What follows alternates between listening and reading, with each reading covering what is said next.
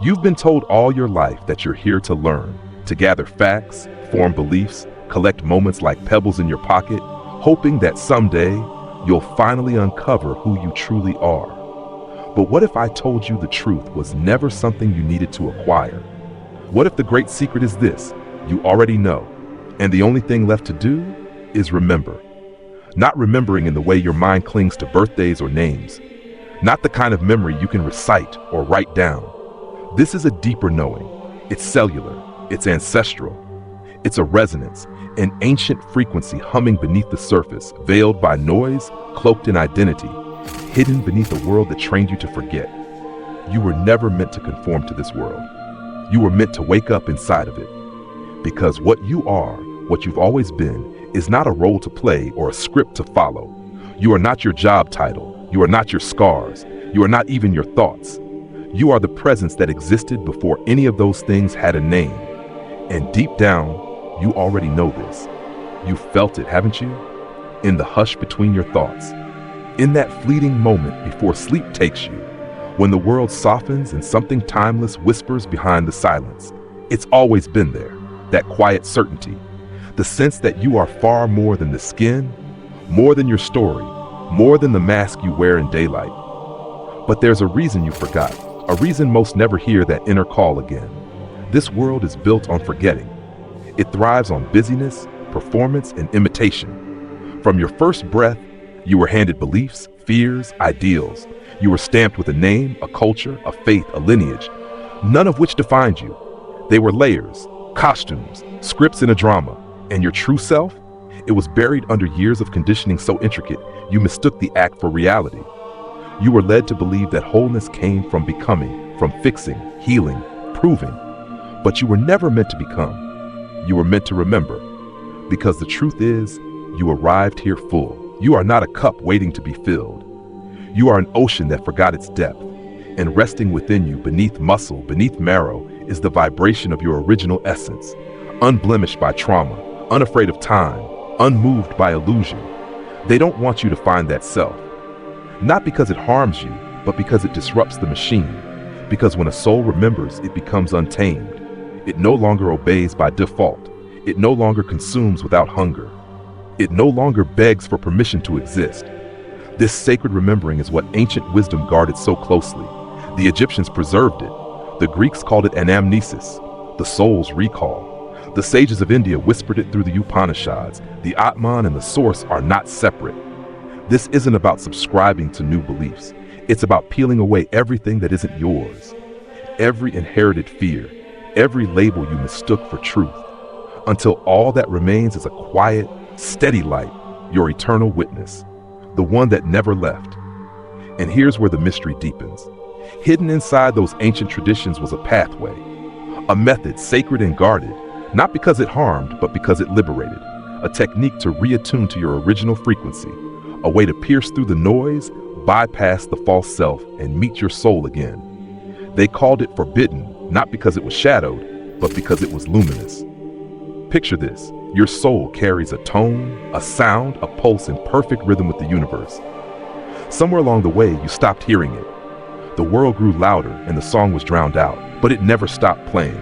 And now, you're being called to remember the melody.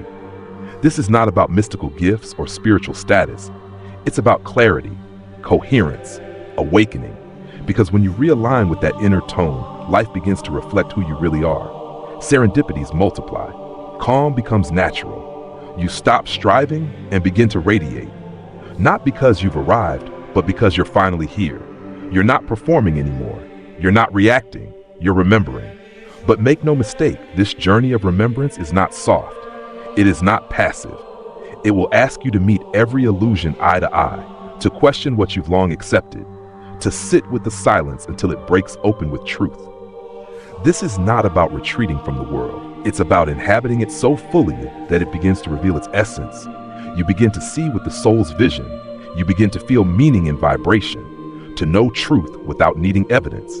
And this is the return, not a return to geography, but to being, a re-entry into the truth of you. The so-called forbidden technique is not a step, it's a sequence, a sacred spiral. First, unlearn the lie. Then, reawaken the inner compass. Finally, harmonize with the frequency of your origin, your true name, not a word, but a vibration, a resonance only your soul recognizes. And once remembered, nothing remains the same. You'll start to feel it in the subtle things, in the hush of the wind, in the pause between breaths. It doesn't shout, it echoes. And once you touch that echo, you won't forget. Because remembrance is not an event, it's a devotion, a rhythm, a return. And it starts now. If you've ever looked in the mirror and felt like a stranger looked back, it's not because you're broken. It's because you've been layered, wrapped in stories that were never yours. And beneath them all is the real you, still pulsing, still waiting. This isn't about fixing. You're not a mistake to be corrected. You're a soul who chose to slumber, and now you're ready to rise. You don't need to scale mountains or chase another teacher. You don't need another ritual or title. What you need is stillness. What you need is silence. Because in the silence, something ancient stirs. Spiritual awakening is not about more, it's about less. Not about attaining, but releasing. It's the moment you stop striving to become and instead begin to simply be. When you stop asking the world for your reflection and ask the only question that matters, who am I beneath it all? Not who you are at work, not who you are to your loved ones, not who you are to your thoughts, but who are you beneath the noise? You may not have words, but something inside remembers, the part of you that never felt at home in pretense, the part that feels truth in its bones, not its logic, the part that longs for a place it can't name, but aches for nonetheless, like a sanctuary remembered by the soul. That is the awakening, not the learning of the new, but the returning to the ancient, the sacred, the utterly familiar.